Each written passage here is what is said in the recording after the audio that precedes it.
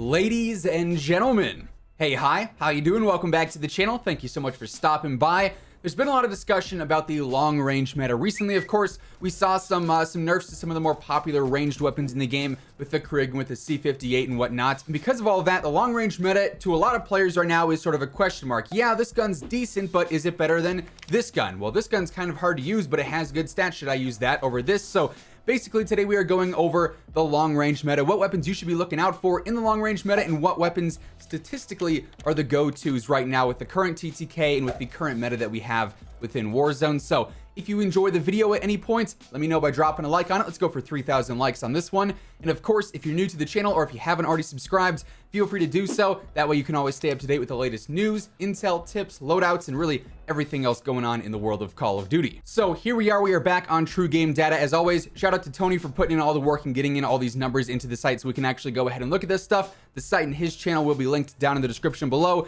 But let's look at some of our long range options right now. This is what I think are some of the better long range weapons in the game. We've got the RAL, the Bruen, the MG82, surprisingly, you'll see why, the AK-47 from Cold War, the nerfed C58, the nerfed EM2, and the nerfed Krig. So we're looking at headshots here. We're going to look at every single type of the body when it comes to damage dealt and whatnot. Obviously 250 health, and we can see on this chart that for the most part, things are relatively close. Through about 26 meters, it's a relatively close competition. About 0.15 milliseconds there is the difference between the last one, which is going to be our blue MG82 at the top here. So it's the worst up close, and the AK-47 from Cold War, which is the best up close. So it's honestly a close competition at first. But of course, what we're focused on is the long range, which I would consider to be about that 25 to beyond, pretty much there. Anything that's past that first initial drop off, I would say is a bit of a longer range engagement, especially getting to 40, 50, 60 meter ranged fights. And you can see it's still a very close competition there. And surprisingly enough, the C58, the light blue line here with your headshots,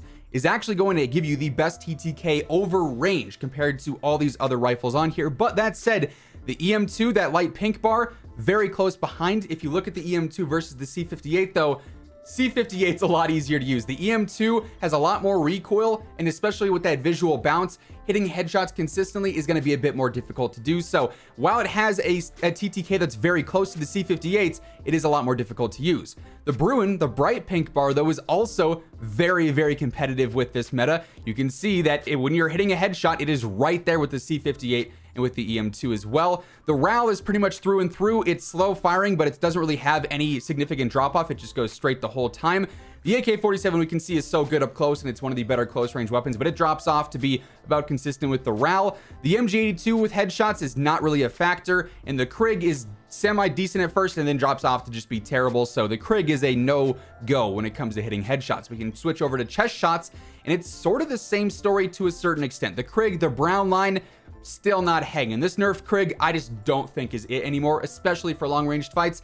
You could get away with trying to force it to be more of a close range weapon, but for range, it's just not going to hang with these other weapons anymore. That said, you see the teal line here, the MG82, fantastic up close, the best TTK up close. It has one drop off, then it's the best over range. But much like the EM2, the MG82 has some insane recoil. It is not easy to control compared to most of these other weapons. So if you want to use the MG82, it is high risk versus high reward. You have to know what that recoil pattern is, and you have to know how to counter it over range when your targets are very small and you're making very precise tweaks and adjustments to your aim.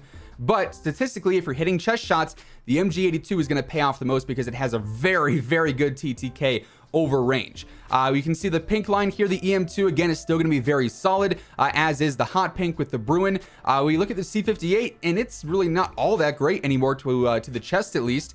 It doesn't have a great TTK up close, so then it has that drop off, and it's the second worst, only ahead of the Krig there. So unfortunately, the C58 chest shots are not going to be as meaningful anymore. That nerf did affect it quite a bit there. The RAL again, it's there, but it's not really winning any competition. It's just through and through, no damage drop off. Same deal with the Bruen and same deal with the AK-47. It starts good up close again because we know it's great up close, but over range, it's sort of falling off and is sort of in the middle of the pack, at least when it comes to chest shots. Let's look at stomach shots. Again, the MG82 and the AK are great up close. However, the AK drops off and is more in line with the Bruen, which doesn't have any drop off.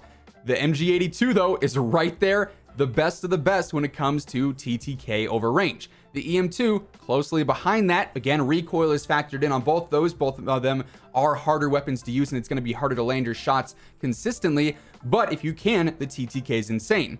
What I noticed though so far throughout all these graphs is that the Bruen has been in the middle of the pack, but the Bruen's also incredibly easy to use. So if you're not confident with your recoil control over range in some very long range engagements, the Bruen's incredibly easy to use. It doesn't really have any major recoil.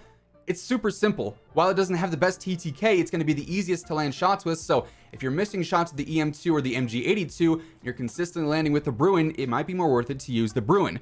AK drops off and it's in line. The Krig is absolutely awful here to the stomach. Worst TTK up close and worst TTK over range. The RAL does actually get a drop off here, so it's not great over range. And the C58 is mediocre at the start and then drops off to be not so great over range as well. Lastly, let's look at extremities. This is where the MG82 doesn't actually like strive, leaps and bounds above everything else, minus the headshots, obviously. It does end up dropping off, but then it becomes just a middle of the pack TTK. The EM2, once again, stands the test of time and has no drop off here, but once again, we are factoring in that recoil. The Bruen, through and through, is middle of the pack. The AK grid up close, and then over range, it's just in the middle. And also the AK does have decent recoil as well. The Krig, definitely not it. The RAL is sort of and the C58 decent at first, not so great towards the end. So in my opinion, what the most consistent is here is the fact that the MG82 and the EM2 are going to be your best bets over range if you are a consistently good player and consistently accurate player.